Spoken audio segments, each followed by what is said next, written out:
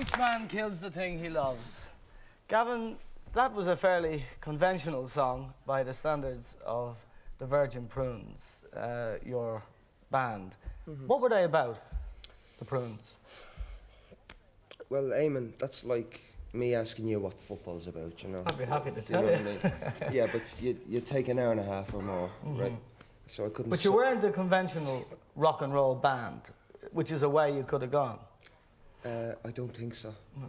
I'm not a rock. Why weren't you a rock and roll band? I don't know. Like, I mean, the main sort of inspiration for the Virgin Prunes happening, although it sounds a cliche for many people, was 1977 and punk, because that was like, you know, you don't have to play guitar, you don't have to have the qualifications. If you have something to say, do it. And I was a music fan, so. I mean, for those of us who are a bit older and don't know what punk, punk wasn't just let it all hang out. It was basically saying what? It's basically saying hey, listen, I have my point of view. You know, it was giving the two fingers as well. Like, it wasn't to the pretensions of rock and roll music, to the posing.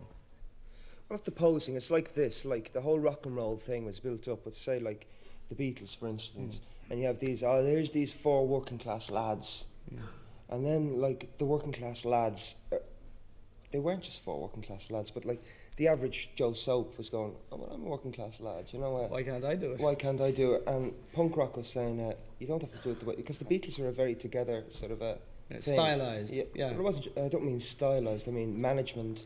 It was an image. It was a whole thing. And punk was saying, you don't have to play. You don't have to sing. If you feel something, do it. So, you didn't go the punk route. I mean, you shocked people in your act with the Prunes. For example, you went on stage with a pig's head on a staff, a real pig's head. Why?